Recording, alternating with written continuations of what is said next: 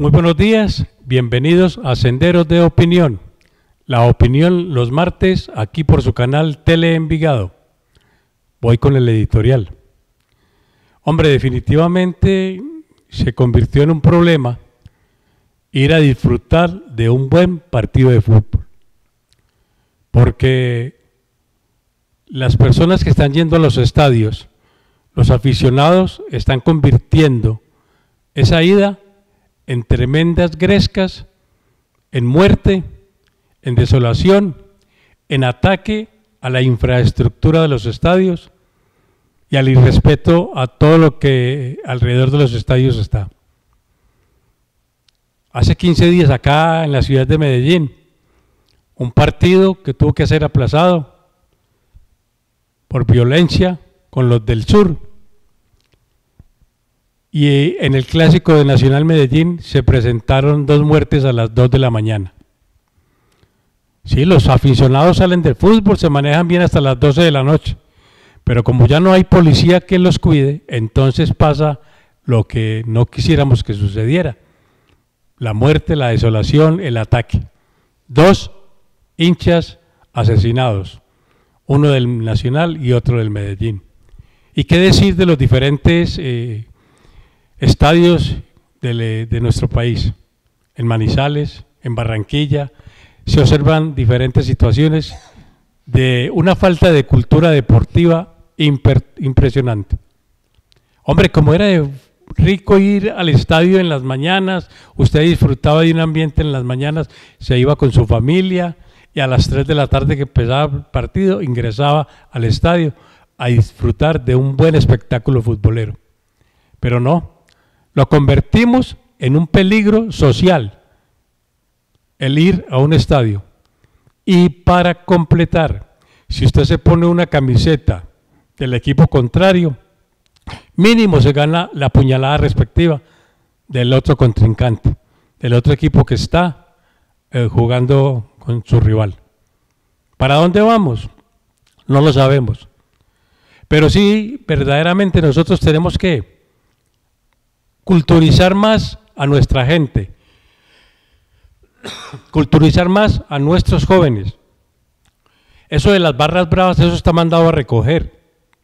La invitación es que vayamos a los estadios a disfrutar de un buen espectáculo futbolero, en armonía, en paz, en unidad, en regocijo, viendo cómo 22 personas juegan en la cancha para el disfrute de todos y cada uno de nosotros. Bueno, ahí perdonan la gripa, pero vamos para adelante. Y hoy tengo un invitado muy especial, ya lo he tenido acá en el espacio de Senderos de Opinión, porque él es un historiador, él es abogado, él es catedrático, él es Carlos Iván Serna Ospina. Y él hace parte del Centro de Historia de Envigado como miembro de número y del Centro Académico de Antioquia como miembro correspondiente. Yo le voy a dar la bienvenida a Carlos Iván, dándole las gracias por aceptar la invitación y hablar de algo que nos gusta mucho, de la cultura envigadeña, de Simón González, el hijo de Fernando González. Pero primero vamos a darle la bienvenida a Carlos Iván. Bienvenido a Senderos de Opinión. Muchas gracias, Alberto, por la invitación que me haces a tu prestigioso programa. Un saludo muy especial para Teleenvigado y para toda la teleaudiencia en la comunidad del municipio de Envigado y de otras partes de la región. Él es una persona bastante interesante porque le gusta la cultura, le gusta investigar, le gusta irse hacia el pasado a ver de dónde provienen las cosas, porque eso es cultura. Necesitamos saber tantas cosas que en estos momentos muchas veces ni siquiera de pronto las conocemos. Pero yo quiero que Carlos Iván le explique a todos nuestros televidentes, porque ustedes pueden estarse preguntando qué es ser miembro de número del Centro de Historia y miembro correspondiente de la Academia. Cuéntenos. Sí, con el mayor de los gustos, Alberto. El Centro de Historia de Envigado es una entidad que trabaja por la divulgación, por la investigación, por la internacionalización de la historia, de la grande historia del municipio de Envigado, frente al municipio, frente a Antioquia y frente a la nación. Igualmente hago parte de la Academia Antioqueña de Historia como miembro correspondiente. Esta entidad está financiada o trabaja con presupuesto del Estado, es órgano consultivo de la Gobernación de Antioquia y de la Asamblea Departamental para socializar actos administrativos en materia de historia, para cuando los gobernantes van a promulgar alguna normativa esté fundamentada sociológica e históricamente. Entonces ustedes podrán observar que él no es ninguna aparecido en temas de cultura, de investigación, que hacen referencia a todo lo que en nuestro municipio y en nuestro departamento y de nuestro país tiene que ver con la historia, ¿correcto? Sí, señor. Bueno, por eso él está aquí, porque vamos a hablar de un personaje, de pronto muchos de ustedes, amigos televidentes, no lo han oído mencionar, o de pronto lo oyeron mencionar hace mucho rato, pero él ya murió, y se llama Simón González. Simón González es hijo de nuestro filósofo envigadeño Fernando González Ochoa. Él tiene mucha historia. Y yo quiero preguntarle a Carlos Iván, ¿por qué le dio, a usted tuvo hace por 15 días fue una charla en el Centro de Historia sobre Simón González? ¿A qué se debió esto? Sí, debemos decir que Simón González Restrepo nació el 24 de octubre de 1931, cuando terminaba la hegemonía conservadora con Abadía Méndez y empezaba el auge del Partido Liberal con Enrique Olayo Herrera durante este tiempo. Ese era el momento histórico. Durante esta época, el Fernando González Ochoa, quien estaba casado con doña Margarita Restrepo Gaviria. Pero le hago una interpelación a Carlos. Margarita Restrepo, hija del expresidente Carlos Restrepo. Correcto. Sí. Entonces, fue nombrado Fernando para ir en el cuerpo diplomático de Colombia ante Francia y ante Italia, donde prestó un gran servicio en la Cancillería y en la Embajada.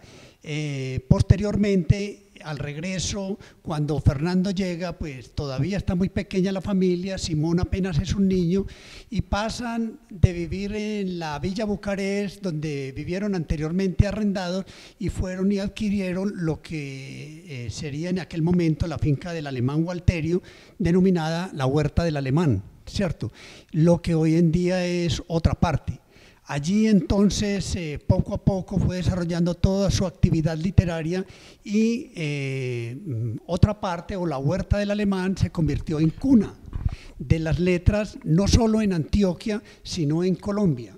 Grandes personajes pasaron por la Huerta del Alemán, dentro de ellos pues la famosa tertulia de los panidas, seguidores del dios Pan, con Libardo Parra Toro, con Ricardo Rendón, con León de Grave, con Tomás Carrasquilla, con Porfirio Barba Jacob.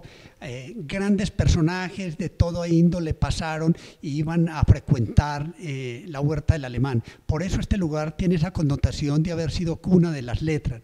Igualmente apareció un hombre importante en los años 40, 50, como fue Gonzalo Arango, el nadaísta, quien habría de ser el movimiento literario del nadaísmo, del cual alimentó Fernando González, ¿cierto? Con este ir y venir, pues el niño Simón González Restrepo iba asimilando, iba aprendiendo, se iba empapando en toda esta savia nutricia de lo que era la lúdica, de lo que eran las letras, de lo que eran los grandes personajes de la literatura que vivían y compartían allí, las grandes cartas y los grandes amigos de muchos hombres como Jean-Paul Sartre, amigo de Fernando, enviaba cartas desde París, Gabriela Mistral también enviaba las cartas desde Chile, Ibarra Velasco lo hacía en el Ecuador, Juan Vicente Gómez, presidente de Venezuela, también era amigo de Fernando, y entre ellos también Thornton Wilder, el famoso miembro de la generación de los 20 con Fitzgerald y con Hemingway, también venía a pasar algunas temporadas en Envigado. Entonces, bien pudiéramos decir, Carlos, que Simón se crió entre letras y libros.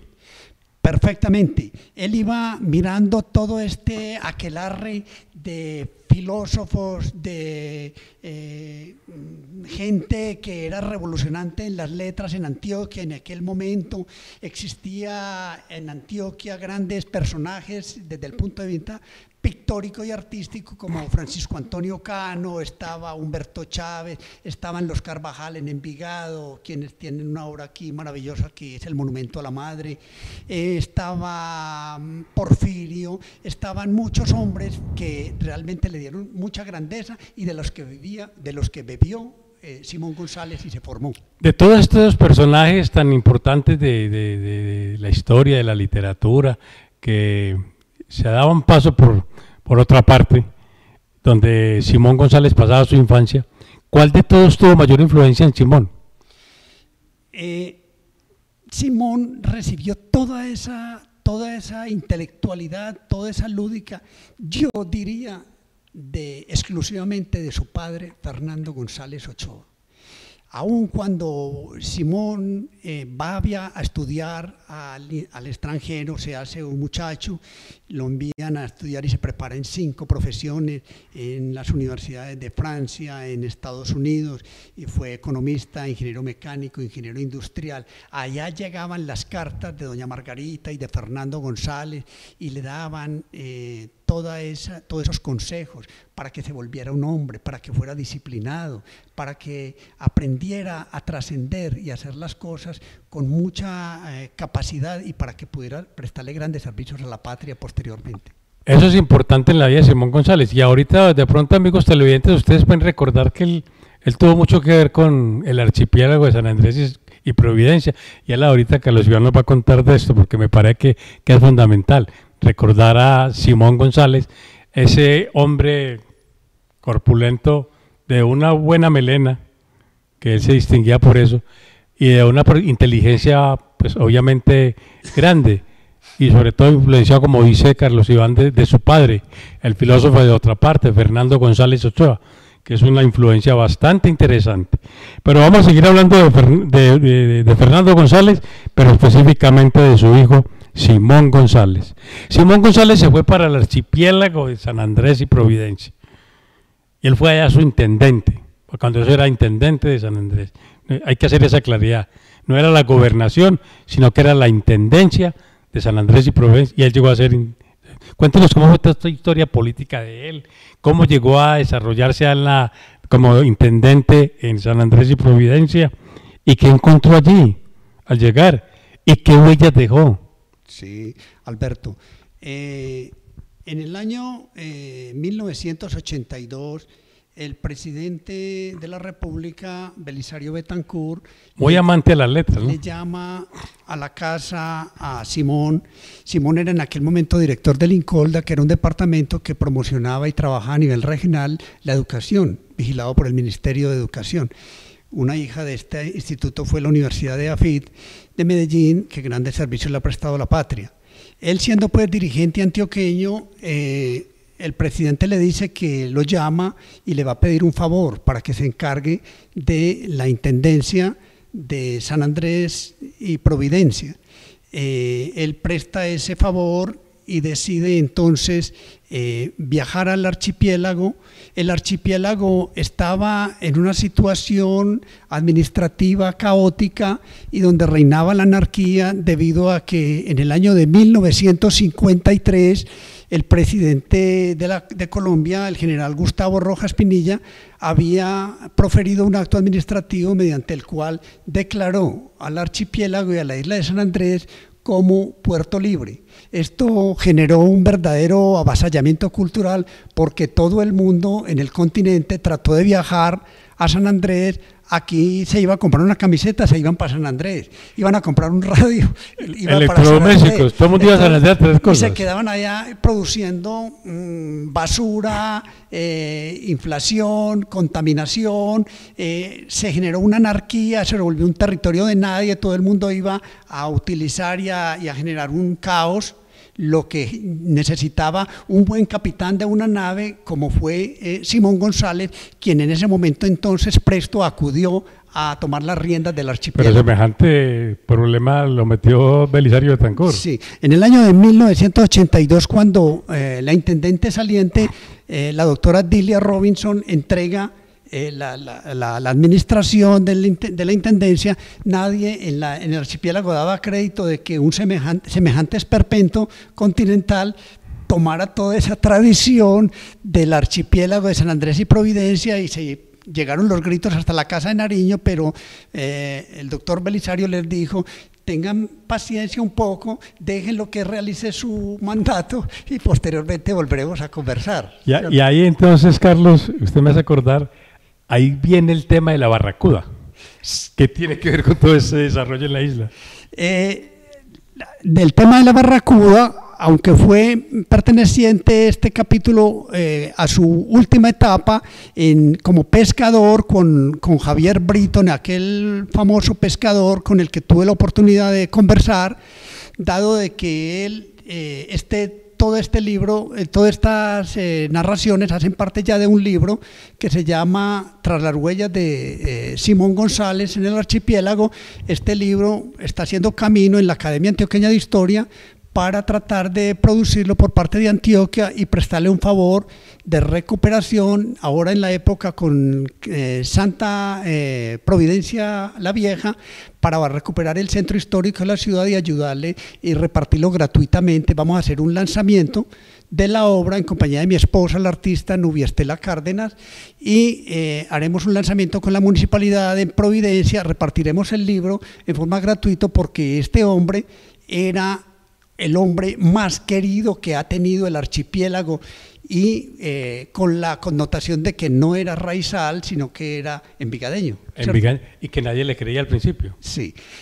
Igualmente, Alberto, cuando se encuentra este caos y todo, Simón empieza entonces a realizar una buena administración y una contratación administrativa, y crea y aglutina la actividad de la pesca que estaba al garete, estaba olvidada, y la reúne con la creación del famoso Fisherman's Place, que es una entidad de talla internacional que recuperaba y asociaba a todos los pescadores del archipiélago para que los frutos del mar no perecieran, sino que se congelaran.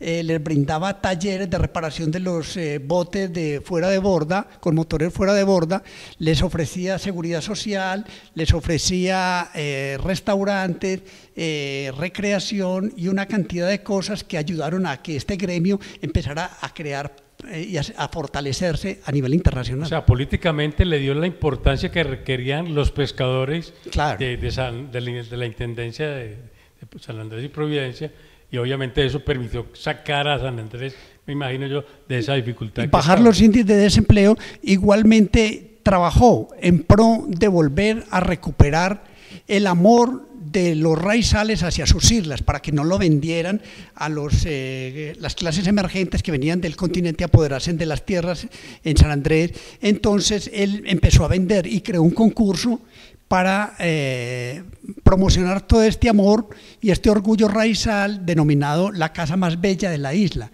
Cogió el maletín, se vino para Medellín, donde había sido dirigente antioqueño y empresarial, y habló con Pintuco y habló con la empresa Aerolínea SAN en aquel momento, y crearon un concurso de hacer la casa más hermosa de la isla. Pintuco regaló totalmente la pintura para pintar 300 casas, y se abigarró el firmamento y los colores en la isla, todo el mundo empezó a pintar sus casas y otro loco que vivía en Cartagena, amigo de Simón, que era Alejandro Obregón, el famoso pintor, fue el que fue director del concurso para decir quién había sido el ganador. O sea, un concurso por lo alto, porque es que tener a Obregón de jurado, me imagino. Y independientemente de toda esta actividad que se estaba generando, empezó a pavimentar las calles, a trabajar en pro de evitar la contaminación de la isla y del mar, a evitar los tugurios, creó una planta desalinizadora para producir agua potable con agua del mar,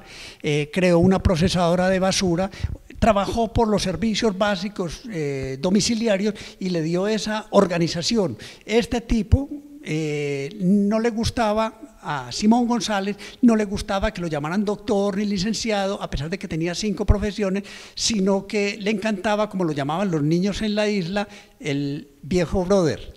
El viejo brother. El viejo brother. Entonces el viejo brother, así, o el filósofo loco, como lo conocen algunos, se hizo querer y trascendió. Hay una cosa importante, y es que cuando uno va a Providencia, yo he hecho un trabajo de campo en dos oportunidades en la isla de Providencia, y auscultando, hablando con las mucamas en los hoteles, con senadores de la República, con gente del transporte público, con pescadores, y la gente le dice: ¿de dónde viene usted? Entonces uno dice: de Envigado. Eso no significa nada para ellos. Pero si usted les dice: vengo de la tierra donde nació Simón González, inmediatamente te abrazan. Esa gente el viejo brother. Te consideran uno de ellos inmediatamente. Pero mire que hizo mucho. Sacar a la isla de tantas dificultades que tenía, que él inclusive era un dirigente en Antioquia, no se vio reflejada como tanta la labor como la hizo en el archipiélago. Así es. En la primera oportunidad fue por nombramiento del presidente como intendente, porque estaba la Constitución de 1886, en el 91 ya hubo elección popular de alcaldes y ya se presentó posteriormente y fue electo en forma unánime por el archipiélago, y prestaba su servicio en forma gratuita, no cobraba sueldo por ser gobernador de la intendencia, cosa de la que venían a aprender muchos políticos en nuestra patria para entregar el servicio a esta se región. Parece a esos grandes hombres que ha dado Envigado. Claro. Y al usted hace referencia de que no cobraba, me lleva a la memoria a el doctor Francisco Restrepo Molina, que el doctor Restrepo Molina no tenía usted con qué pagarle la consulta y él no le cobraba. Y si usted lo necesitaba a las 2 o 3 de la mañana, arrancaba aquí por Envigado arriba, por estas lomas, a atender a la gente. Así Eso es. se llama entrega hacia la comunidad. Y entonces Simón se logró extraer todo eso y llevarlo a San Andrés y Providencia. Inclusive hombres del talante de Luciano Restrepo Escobar, quien fue envigadeño, nació en el barrio Cervantes, donde no hemos podido, el municipio no tiene todavía la voluntad de buscar y declarar monumento nacional. Luciano Restrepo Escobar fue el último presidente del Estado Soberano de Antioquia entre 1881 y 1885, y uno de los hombres más brillantes de Antioquia, y quien trabajó gratuitamente como presidente del Estado Soberano. Imagínese, tanta gente importante de Envigado que nosotros, amigos televidentes, ni siquiera conocemos, porque a nosotros nos mencionan a Luciano Restrepo, y ¿quién es ese señor? Pero mire toda la importancia, y por eso Carlos Iván está acá, porque él conoce de la historia y él nos transmite ese conocimiento para que nosotros podamos conocer más de toda esta cultura, de todos estos personajes importantes de la historia envigadeña. Porque me voy a atrever a decir algo, Carlos Iván, y usted me lo va a confirmar o a refutar. Entonces, Simón González era muy parecido al filósofo de otra parte, al papá, que tuvo mucha influencia en él. Claro, indudablemente. ¿Cuántos hijos fueron ellos? Fueron como 4 o 5 hijos, ¿cierto? Ramiro, que fue médico, murió muy joven y se convirtió en una herida profunda para Fernando González. Siendo el embajador, creo. Que sí, estaba... siendo Fernando, estando en el cuerpo como cónsul, ¿cierto? En Génova y en Marsella. Lo que quiero agregar en este programa es que nosotros hacemos parte de una iniciativa para buscar la internacionalización del municipio de Envigado en su parte histórica. Nuestro proyecto, nuestro trabajo está encaminado a que se recuperen 10, 15 lugares que deben tener connotación de monumento nacional y para poder ofrecer, tener una buena oferta turística a grandes personajes y poblaciones que vienen de Europa, de Asia, de Norteamérica y que van a venir a Envigado, pero no tienen mucho que conocer, pero sí les podríamos mostrar muchos monumentos que existen en Envigado. Y eso obviamente, mostrarlo a la comunidad para un tema turístico de mucha relevancia, porque es que Envigado desde hace muchos años tiene personajes importantes que han contribuido a que Envigado esté donde está en estos momentos. Y carece en la actualidad de centro histórico, como lo hay en Roma, como lo hay en París, como lo hay en Buenos Aires, como lo hay en Quito, como lo hay en la ciudad de Popayán, por decir algunas. Envigado con toda, donde nació. Aquí se puede decir que aquí nació. La nacionalidad colombiana se forjó con el pensamiento de hombres como José Manuel Restrepo, de José Félix de Restrepo y Manuel Uribe Ángel. Más sin embargo, carece de centro histórico, que es una entidad administrativa importante. Pienso, Carlos, que eso es apatía política, es falta de que los gobernadores coloquen su granito de arena para darle la importancia que requieren todos estos personajes que hemos avisorado. Pero bueno, las circunstancias de la vida lo van llevando a uno a cumplir sus etapas. Simón González cumplió, él murió en la isla. ¿Cómo fueron estos últimos días de él allá en la isla? Simón González, al final de sus encargos como burgomaestre y como dirigente, se compró un pedazo de tierra que le vendió Betito, el famoso Javier Britton, un pescador amigo, y allí levantó un hermoso chalet que se llama hoy en día Monasterio del Viento. La misma filosofía de la Huerta del Alemán de los años 40 se refleja en la actualidad en el sector de Maracaibo, en Providencia, como Monasterio del Viento. Una vez allí viviendo, lo encontró Hernando Agudelo Villa por allá, un político afamado, y le preguntó: Simón, ¿qué haces en estas soledades? Y le dijo: estoy matriculado en la Universidad del Silencio. Allí se dedicó el filósofo a trabajar, a profundizar, a rumiar todas esas experiencias. Se dedicó entonces con su amigo Betito a sacar naufragios del fondo del mar, a hacer grandes expediciones de pesca. Allí aparecía la barracuda al lado de la embarcación día tras día. Nunca este hermoso pez se separaba de la embarcación de Simón González y lo acompañó. Por eso en la isla de San Andrés, en la avenida Newell, hay un testimonio, hay un monumento de la barracuda llorando por la pérdida de Simón González. Mire, importante, por eso queríamos traerlo, porque él conoce y ha estudiado todo esto que tiene que ver con la historia envigadeña y sobre todo de Simón González, el hijo de Fernando González, nuestro filósofo de otra parte. Simón muere en el archipiélago de San Andrés, anciano. ¿De cuántos años murió, Carlos? Él era de 1931 y murió como a partir del 11, 12, una cosa así más o menos. Ya tenía una edad importante. Sí, y mire, lo significante que era Simón González. Para nosotros los envigadeños, conocer que en la casa, finca Otra Parte, donde hoy está el museo de la casa Museo Fernando González, ahí se crió este hombre, que fue importante para la isla de San Andrés y Providencia. Siendo su intendente, la sacó adelante, luchó por los raizales, por esa cultura raizal que tanto nosotros los colombianos hemos menospreciado. Llega un envigadeño a poner su granito de arena para que salga adelante San Andrés y Providencia. Carlos Iván, el tiempo, como decimos nosotros, en televisión es muy corto. Los seguiré invitando para que hablemos de todos estos temas que tienen que ver con la cultura envigadeña, con personajes importantes. Muchísimas gracias. Muchas gracias a Teleenvigado. Nuestra misión exclusiva será siempre viajar, buscar los personajes grandes de Envigado y su obra a nivel de Envigado, a su obra departamental y a su obra a nivel internacional. Carlos, muchísimas gracias. Nosotros regresamos dentro de 8 días a Senderos de Opinión. Muy buenos días, Dios los bendiga.